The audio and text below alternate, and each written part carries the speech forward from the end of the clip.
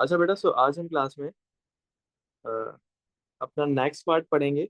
लेकिन next part हमारा quadratic formula का होगा। ठीक है, इन द प्रीवियस क्लासेस हमने मिडिल टर्म ब्रेकिंग सॉल्व करी थी और हमने साथ में उसके कंप्लीटिंग मेथड भी डिस्कस कर लिया था। बट आज हम क्लास में इसका नेक्स्ट पार्ट जो कि हमारा क्वाड्रेटिक फार्मूला का है, आज हम इसे डिस्कस करेंगे। ठीक है, अच्छा जी। सो स्टार्ट करते हैं, बिस्मिल्लाह।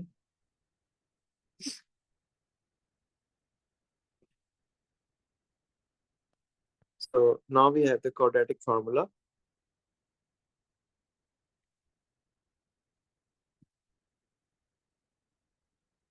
अब बेटा ये हमारा mostly comes with calculator paper आता है। ओके, ये आपके पास मेजॉरिटी टाइम जो है वो हमारे पास in the paper 2 for O levels और paper 4 for IGCSE। Okay, so mostly comes with calculator paper.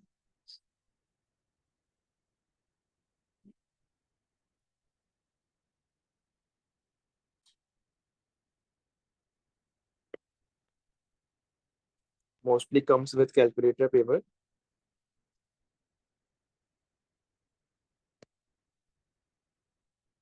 और बेटा 3 मार्क्स का आता है एग्जाम,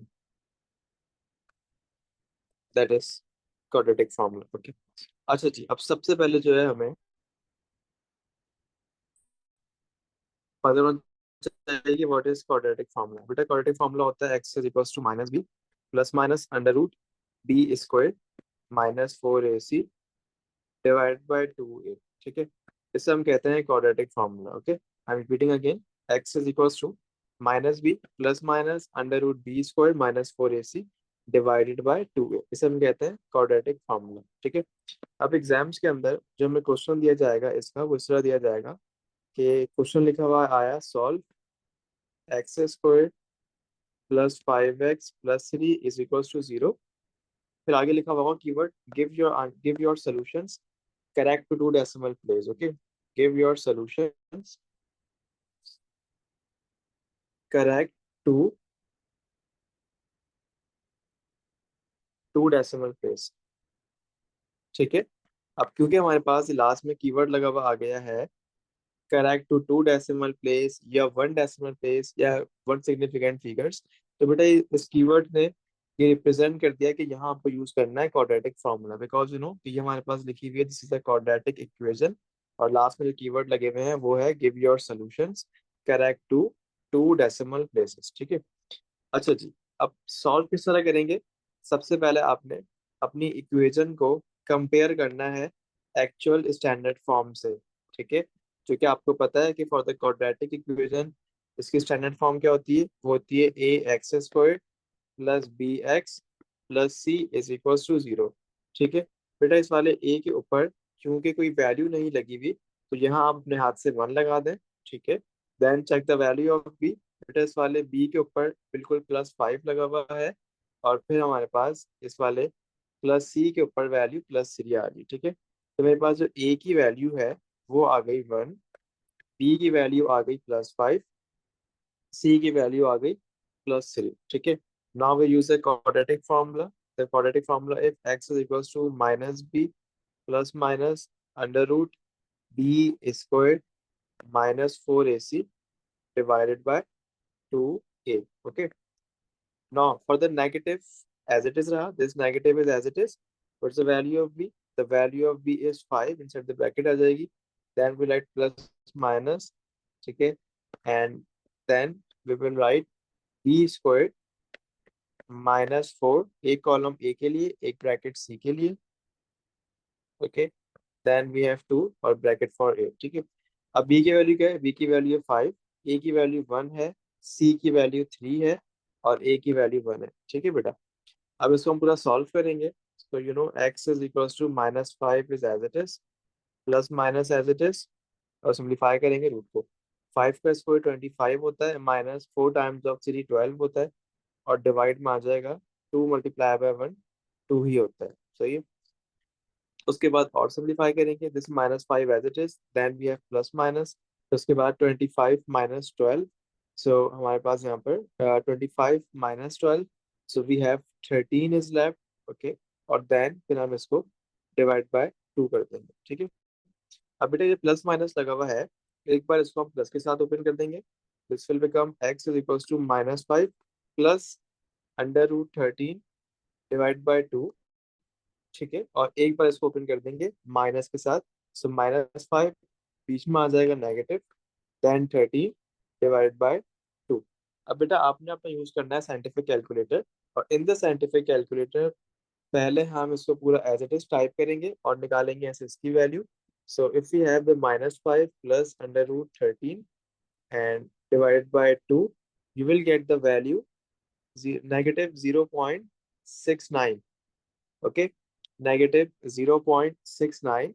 बट आपको आंसर देना है किसके अंदर, आपको आंसर देना है करेक्ट टू 2 डेसिमल प्लेस। इसका मतलब ये है इस वाले वर्ड का कि आपको डेसिमल के बाद 2 डिजिट्स लिख के शो करना है। ठीक है, after decimal right 2 digits. Okay, after decimal right 2 digit. So I am getting the value -0.69, जिसको मैं राउंड ऑफ करके -0.70 लिख दूंगा। ठीक है, तो ये मेरे पास एक वैल्यू आ गई एक्स की। ठीक है, अब मैं सॉल्व कर रहा हूँ इस वाले को। तो इसके अंदर बस मुझे बीच में नेगेटिव को इंट्रोड्यूस करवाना है, तो यहाँ नेगेटिव लगा लेंगे। So now I am getting the answer -4.30। सो क्योंकि आपके पास, बिकॉज कि आपको आंसर देना है करेक्ट टू 2 डेसिमल प्लेसेस, कि ये डेसिमल लगा हुआ है and after decimal we have 2 digits. तो यहाँ पर भी हम after decimal we will write 2 digits. तो ये आपका आ रहा है -4.30। तो ये आपका आ गया इसका आंसर, और ये हमारे पास क्वाड्रेटिक फॉर्मूला के थ्रू क्वाड्रेटिक इक्वेशन सॉल्व हो गई है। Is that clear?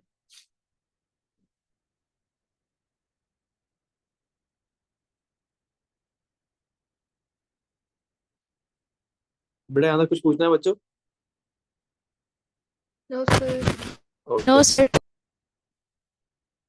Thank you. ठीक है, अच्छा जी, आप बेटा हम एक क्वेश्चन और सॉल्व करेंगे क्वाड्रेटिक फॉर्मूला का, और फिर हम आगे मूव करेंगे। Now we have one more question. Solve 2, solve 2x squared, positive 13x, positive 7 is equals to 0. And the last keyword जो last में दिया हुआ है वो है give your solutions correct to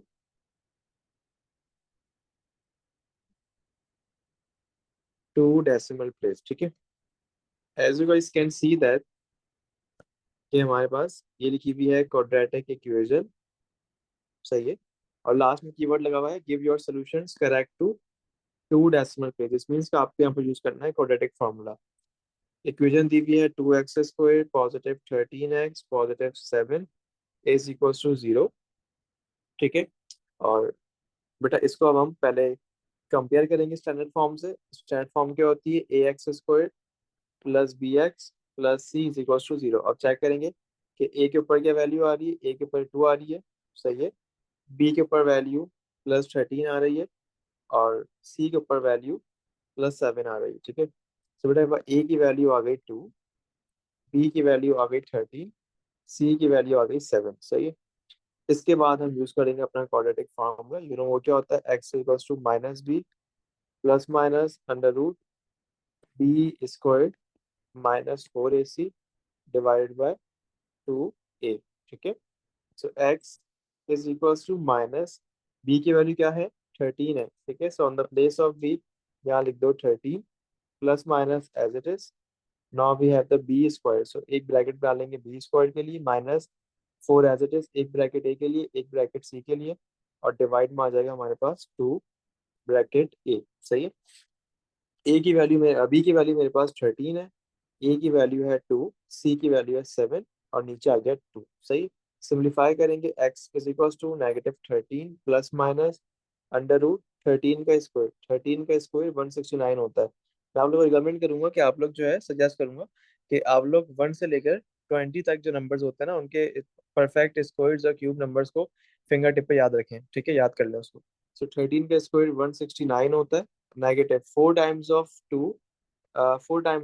is 8। Okay, and 8 times of 7 is 56। ठीक है, तो यहाँ आ जाएगा आपके पास 56 divide by 2 times of 2 is 4। ठीक है बेटा, आप सिंप्लीफाई करेंगे इसको, x is equal to this -13 as it is, ये plus minus as it is 169 minus 56. Okay, so when you subtract this one, you will get the value 113. Okay, and then divide by 4. सही है बेटा।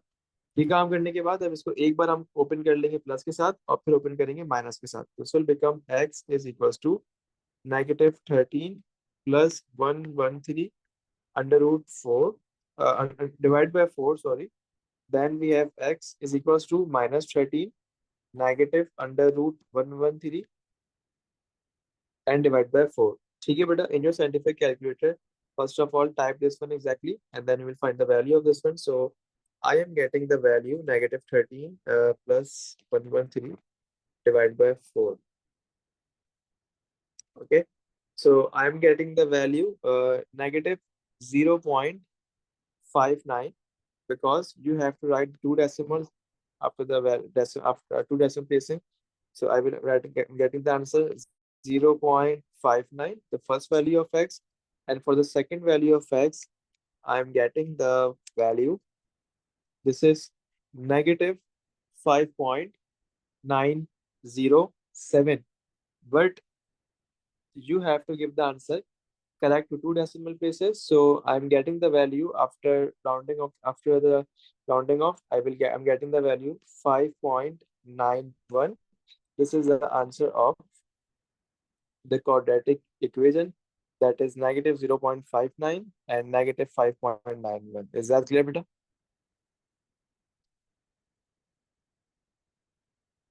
Yes, sir. Okay. Acha ji. Now we have one more question, and now the question is solve. Sir जी वो जो decimal वाला part है ना last, इसका वो वाला समझ नहीं आ रहा। देखो बेटा, इसका मतलब ये है कि आपने तो जब पूरा सॉल्व किया इस वाली वैल्यू को, तो आपके पास आंसर आ गया ऑन द कैलकुलेटर -0.59। आपने अपने साइंटिफिक कैलकुलेटर के अंदर इसको बिल्कुल एज इट इज टाइप करना है, बिल्कुल एज इट इज। ठीक है, यू आर गेटिंग देवर -0.59। फिर आपने इसके लिए बिल्कुल एग्जैक्ट सेम काम किया, बस यहाँ पर साइन चेंज कर दी, नेगेटिव आएगा।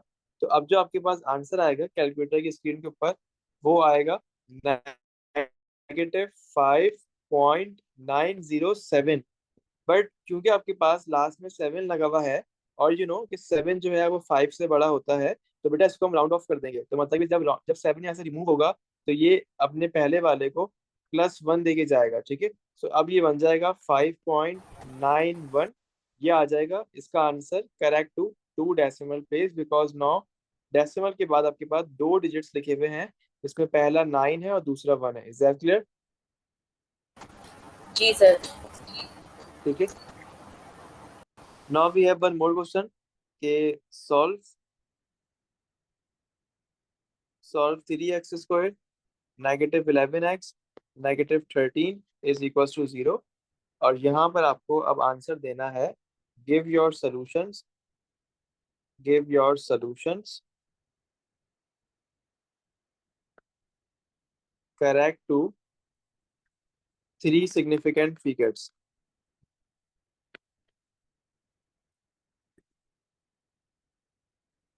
ठीक है, 3 significant figures। ओके, अच्छा जी, वही लिखा हुआ है, we have the quadratic equation, और लास्ट में कीवर्ड क्या लगा हुआ है, वही लगा हुआ आगे है। बट अब आगे है 3 significant figures, मतलब यहाँ पर भी आपको क्वाड्रेटिक फॉर्मूला ही यूज करना है। तो क्वेश्चन है 3x² -11x -13 is equal to 0। पहला स्टेप क्या होता है, इसको हम कंपेयर करते हैं स्टैंडर्ड फॉर्म से, that is ax² + bx + c is equal to 0। ठीक है बेटा, a की वैल्यू हमारे पास 3 आ रही है, b की वैल्यू हमारे पास -11 है, और c की वैल्यू -13 है। सही है, a is 3, b is -11 and c is -13। सही है, apply the quadratic formula. You know होता है x is equal to -b ± under root b² -4ac divided by 2a। सही है, this will become x is equal to -b, ये minus फॉर्मूले का as it is, और b खुद हमारे पास -11 है। सो इनसाइड द ब्रैकेट यहाँ आ जाएगा -11 ± as it is now we have the B square, तो एक स्क्वायर ब्रैकेट बी स्क्वायर के लिए -4, एक ब्रैकेट ए के लिए, एक ब्रैकेट सी के लिए, और डिवाइड में आ गया 2a। सही है, ये आ गया हमारे पास 2a। अब बेटा बी की वैल्यू -11 है, सही है, ए की वैल्यू 3 है, सी इज -13, और यहाँ भी आ जाएगा 3 बिकॉज नीचे ए होता है। सिंप्लीफाई करेंगे इसको, so you know minus minus plus बन जाएगा, +11 प्लस माइनस -11 का स्क्वायर। जब भी आपके पास ब्रैकेट के बाहर इवन पावर लगी हुई हो, inside the bracket negative number हो, even power negative sign cancel कर देती है, आप सिर्फ 11 का स्क्वायर लेंगे, एंड यू नो कि 11 का जो स्क्वायर है वो हमारे पास 121 होता है। सही है, 11 का स्क्वायर 11 का स्क्वायर 121 होता है। So here we have the 121, and now this minus and this minus, minus minus plus होता है, तो बीच में आ जाएगा प्लस। एंड यू नो कि 4 times of 3 is 12, and 12 times of 13 you will get the value 156। ठीक है, इसको हम डिवाइड कर देंगे, 2 टाइम्स ऑफ 3 इज 6 होता है। Then we have x equals to 11 plus minus, okay, 121 plus 156, 121 you will get the value 277। इसको हम डिवाइडेड बाय 6 कर देंगे। ठीक है, अब वही काम करेंगे कि एक बार प्लस में ओपन करेंगे और एक बार माइनस में। So x is equals to 11 plus under root 277 divided by 6, और फिर आ जाएगा x is equals to 11 minus under root 277 divided by 6. Okay. For the first one, 11 plus under root 277 divided by 6, I am getting the value 4.607. Okay, 4.607. And for the next one,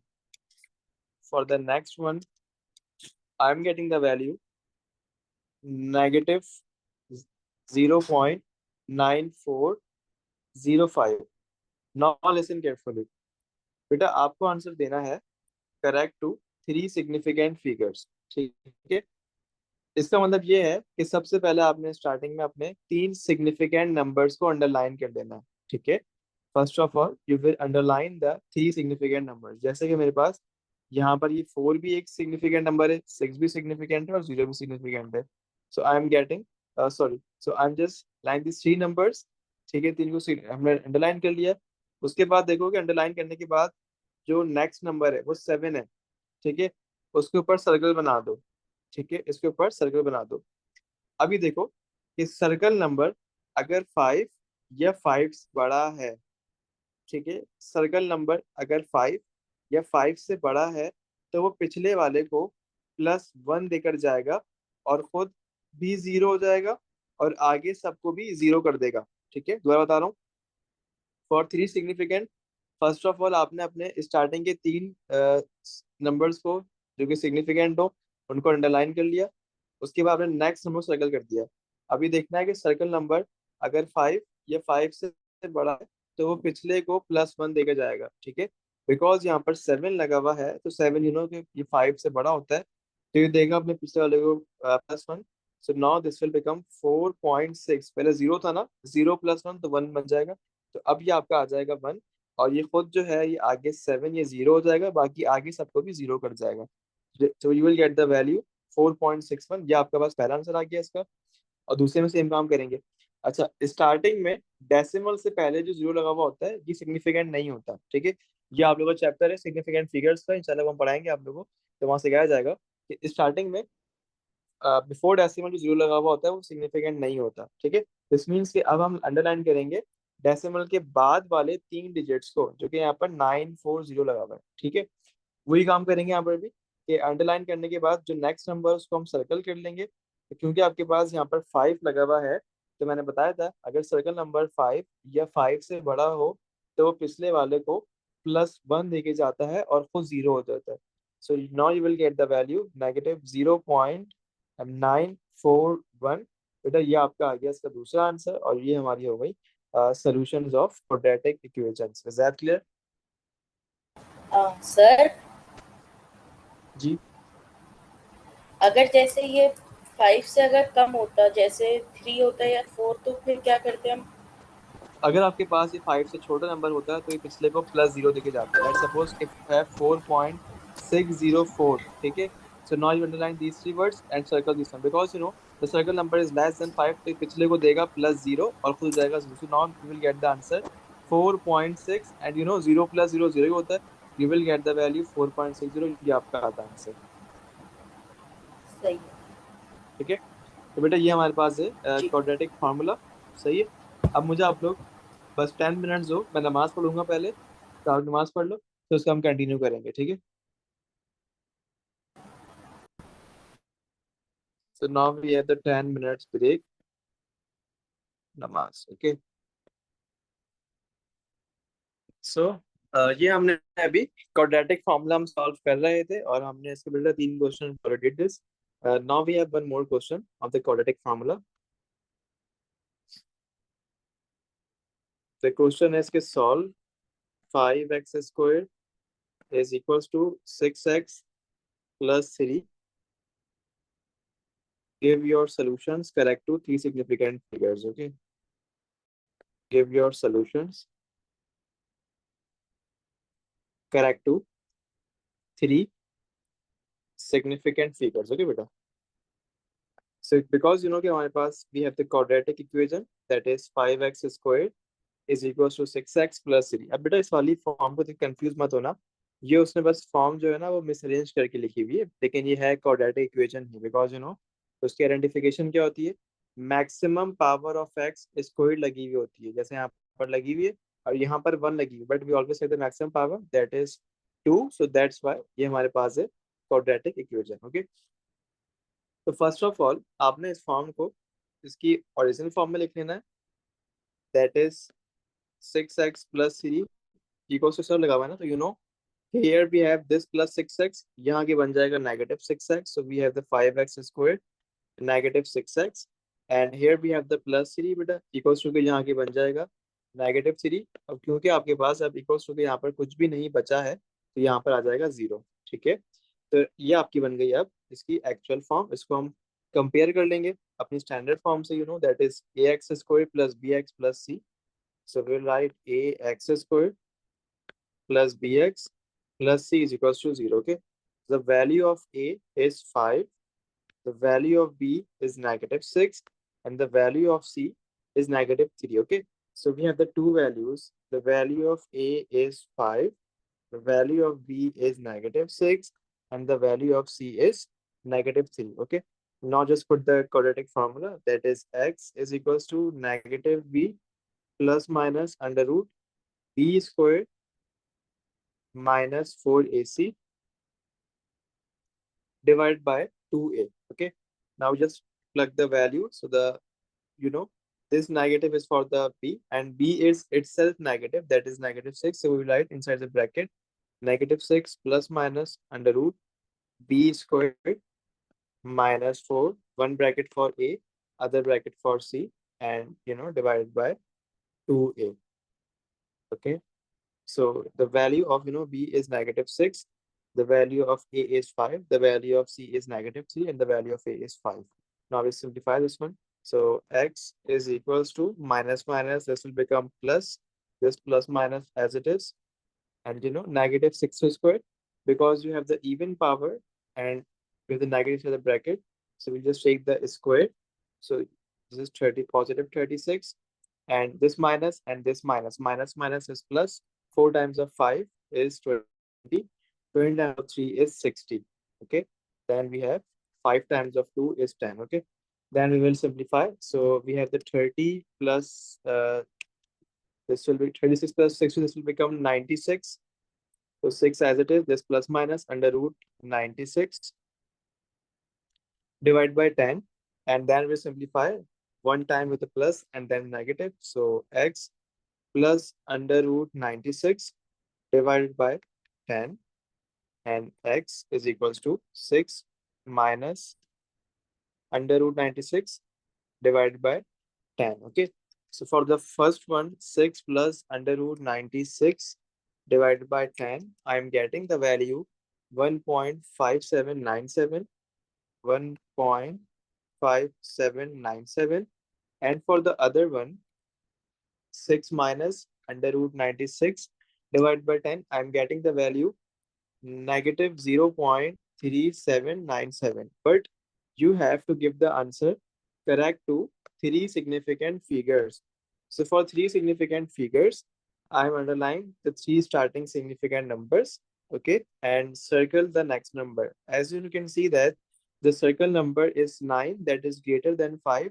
So when it remove, it will replace with the positive one to the previous one, okay. So it will give +1 to the previous one, and itself it will become 0, and all the other numbers that are present after this 9, they're also 0, okay. So now this will become 1.5, and 7 plus 1 is 8. This is the answer that is correct to significant figures. And for this one, the same technique, and you know that 0 before decimal is not a significant, okay. So this means that we will underline the next numbers after the decimal, that is 379. These are three significant, and then underline the 7, and the 7 is greater than 5, so it will give +1 to the previous one, and itself it will become 0. So now you get the negative 0.379 plus 1 is 10, okay. You guys know 9 plus 1 is 10. So when you significant this one, so you will get the value 380, because 9 plus 1 is 10, okay. So now we will write 380 over here, because 9 plus 1 is 10, and when